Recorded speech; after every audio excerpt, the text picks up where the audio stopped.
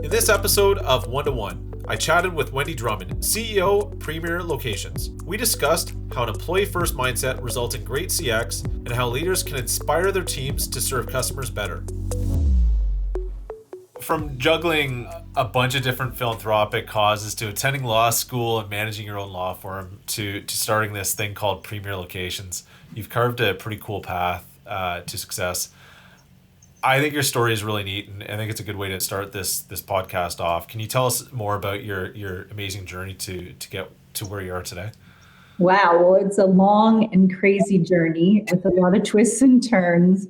Really grew up in Southern California, and I got really tired of high school, quite frankly. I thought I was really done with that and decided to go abroad as an exchange student. So I went over to Italy and studied for a year.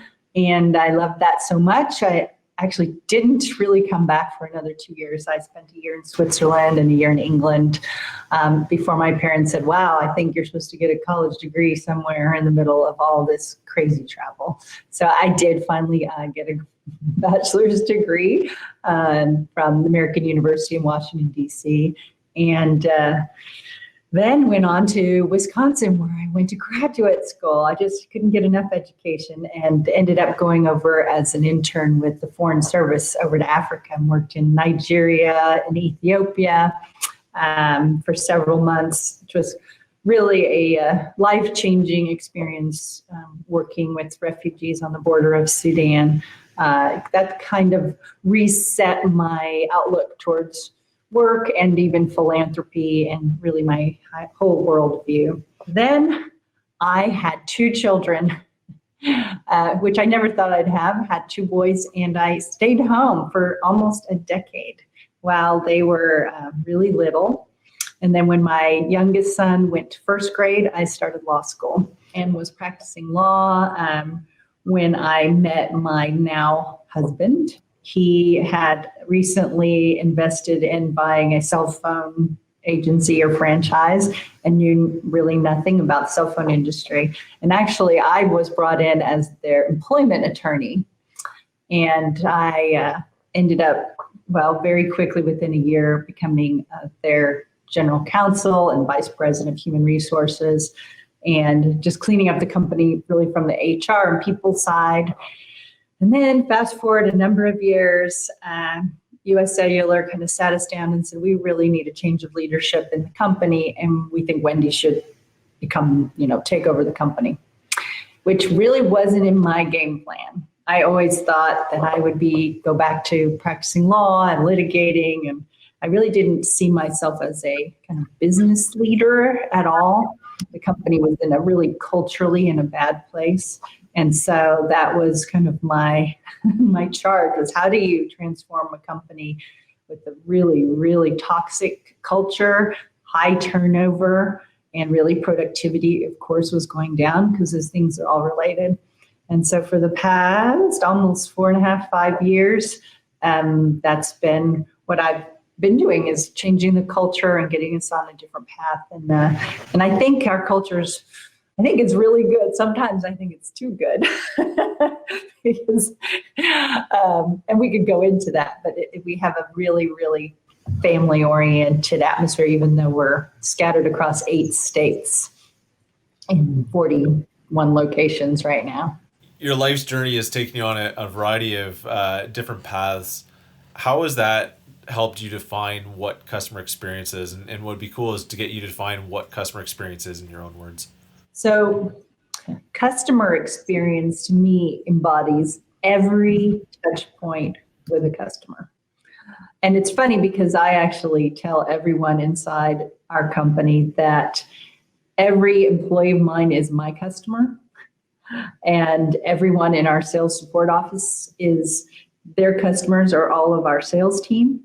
And so I see a customer in a couple of different ways, but it embodies every single touch point. For yesterday, we got an email from a customer, and he was raving about his experience in the store. And the words that really struck me where he said, Allie provided me such great customer service before, during, and after the sale. So for me, that really was kind of a light bulb because, I mean, since we are here and we're talking Statflo and I'm wearing my Statflo t-shirt that I love, Statflo is that before, during, and after tool. It's funny because it's a great sales tool and that's why we have it. We need to get the sales, right? But you know what our customers love? They love getting that text the day after that says, are you having any trouble? Do you have any questions? How can, and so many times they do, not everybody knows every app on the phone or how to use it. And so they love that. They love that before, during, and after. So to me, that is the customer experience. It's a very holistic and it has to keep going and going. You have to keep maintaining those relationships. You have such a fragmented organization across different parts of the country. And this whole pandemic thing actually helped you really bring a more centric focus on that employee experience. Can you talk a little bit about that, of what some of the things that you did over the last 10, 12 months that you think will continue well past the state that we're in today? Yes, absolutely. It's, the pandemic, as horrific as it is and has been, it's really upped our game on building a team using virtual tools. Before last March 2020, I have, somewhere around 300 employees in 8 states. There are little pockets and little retail stores that may only have 5 or 6 people, and connecting all of those people to make them feel like one team is really a tricky thing. And we had a hard time with it. Quite frankly, we didn't use the virtual tools they were there. We just didn't use them very well. When the pandemic hit and we started having rolling store closures and so much anxiety and distress among everyone, I mean, all of society, but in particular in my employee base, we just decided that we were going to make a community and use, whatever tools we had. There are a lot of them out there. GoToMeeting, Zoom, Teams, Google Meet. We kind of played around with everything. And we created all kinds of content. And that content wasn't just, this is how you make a sale. This is, right? A lot of it was team building or even just emotional support. We asked who has an expertise in something, and one guy did a little, group webinar on how to buy a car, how to get the best, car rate, price for a car. I did one, I have a pet camel. That's like the really unique thing that everybody likes to hear. I do have a camel. Her name is Bonnie. She's very social. And I even did like a coffee talk with Bonnie one day. It was lots of fun. The thing is that we've gotten really good at using these tools. And just a couple nights ago, we had our fourth quarter review and celebration of the sales we had in the fourth quarter. It's just so much fun. There's a whole segment for shout outs. So anybody can hit their camera and say, Scott, you did a great job. You sold, 22 new handsets in December, whatever it is. So it's a time where we celebrate everyone and the entire company is on. It's great. It's something we will always do. That's the irony, is that we weren't doing it before and now we will never stop. And so how has that played a role, over the last 10, 12 months where you've changed focus and really helped drive that higher engagement across your team, a very remote team? How has that impacted how they interact with customers, and has it positively impacted customer experience? Well, I think I'm going to say, I hope, I believe. We had actually, in the midst of all the turmoil, we had a really great year sales-wise. And our retention was better than to be expected. So I think that what you're seeing is that love and care for employees translating over to the customer. I think that caring goes right on, and the customers see it. And I see it in their emails and comments quite often. I mean, our employees will they will spend 2 hours with the customer if they need to make sure that every single photo, everything is on their new phone, their email is set up, and they're ready to walk out the door. And that kind of sets us apart from maybe the other carriers. But particularly on my team, we really want every customer to feel 100% cared for when they walk out the door. So you've previously spoken about, growing great people is how you grow a great business. You talked about this family dynamic or family atmosphere within Premier. Can you shed some light on this statement in the context of customer experience? And in that sense, how does employee satisfaction impact customer satisfaction? Well, how many times have you gone in a store and had, somebody who has a bad attitude or a bad day helping you? And that's just always a bad experience. So funny. A couple of years ago, I heard a speaker talking about it, how everyone, there's so much online shopping now. And, that when someone walks in a retail store, that salesperson or that sales associate, they should light fireworks and jump up and down and celebrate. We have a customer in the store. And so many times you walk in the store, it's like, is there anybody working here? There may be somebody sitting back behind the counter, looking at their social media feed, and they don't even look up and talk to you.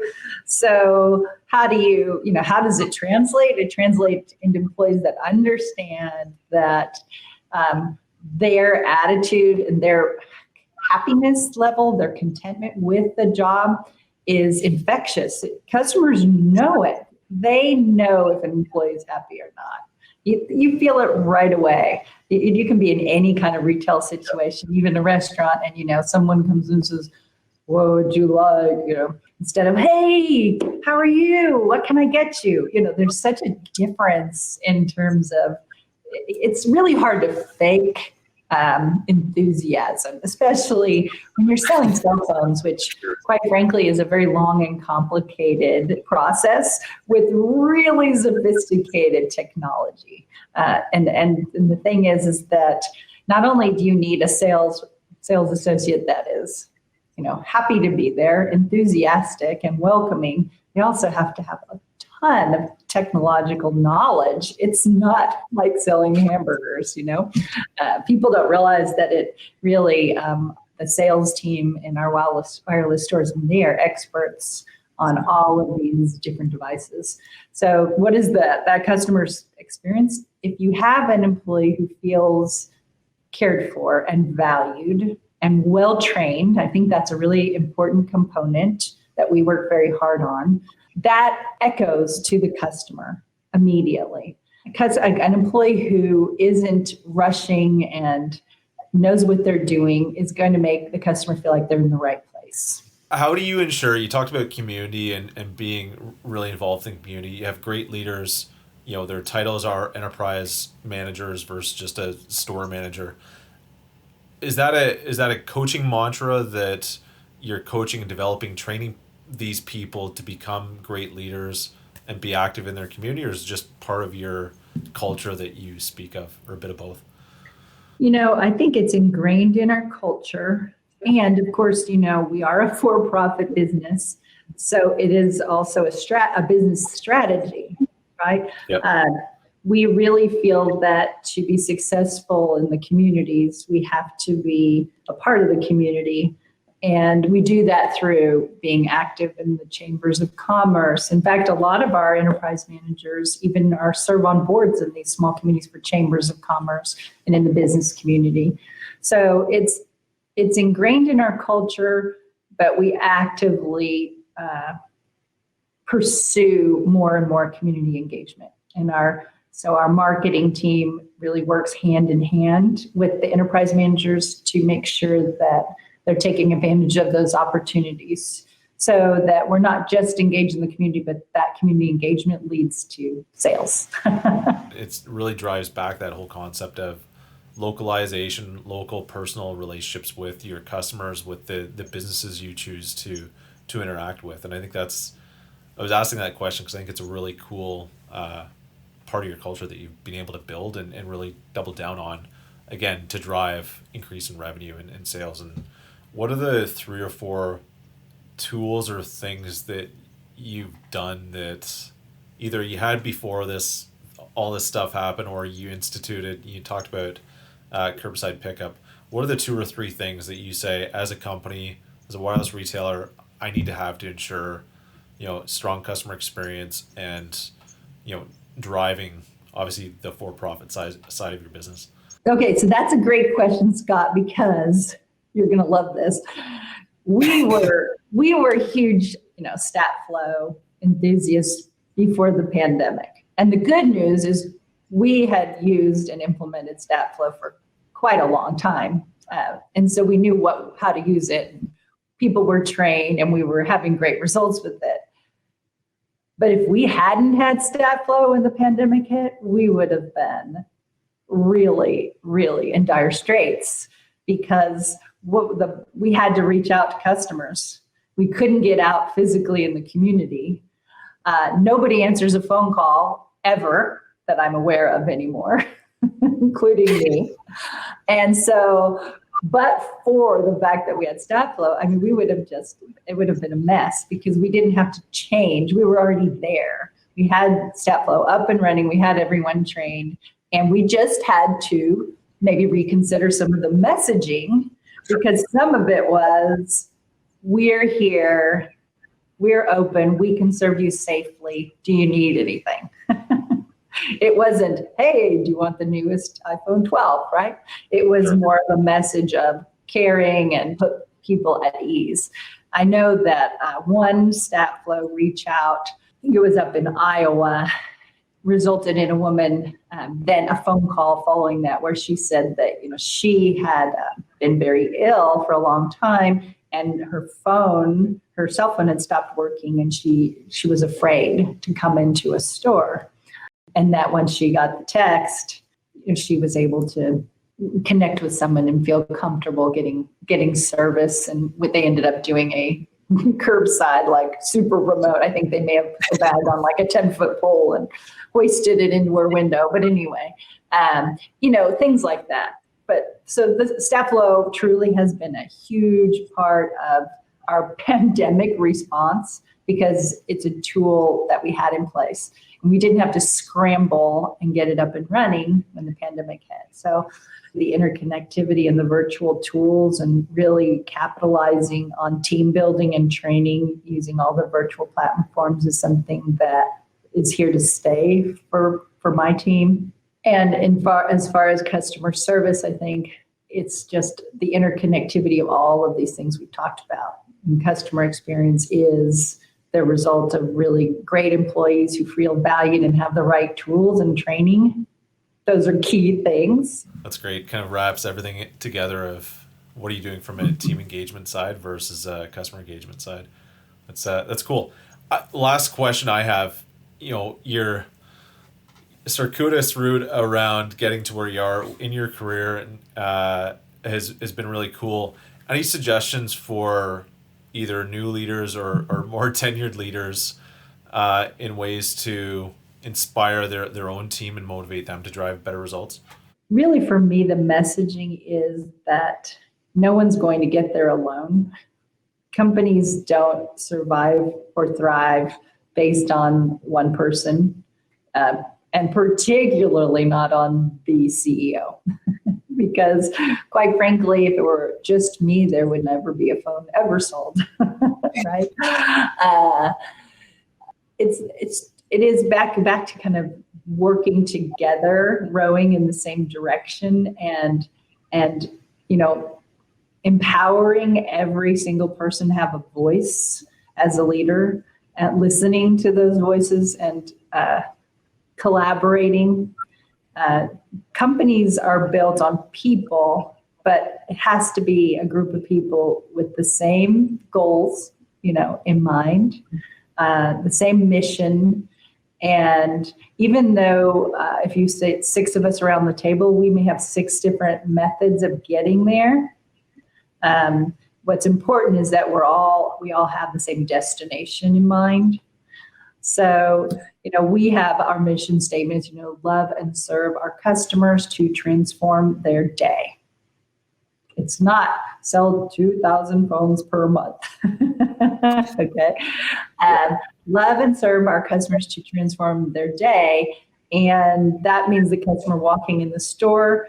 And that also means the sales associate who is reporting up to their regional manager. So loving and serving has to be throughout internal and external. And when you get those two things working together and everybody understanding that mission is, the North Star, then it all clicks and it really works. That's a great way to end. Just last question, I guess, is, if people want to connect with you, how can they do so? Well, you can connect to me via email. So it's my name, so wendy.drummond@uscpremier.com. Awesome. Well, thanks, Wendy. Appreciate your time over the last half an hour, 40 minutes, and look forward to getting this launched. Thank you, Scott. As always, thanks for tuning in. If you're a fan of One-to-One, be sure to give us a 5-star review on Spotify, Apple Podcasts, or your favorite podcast app. Catch you next time.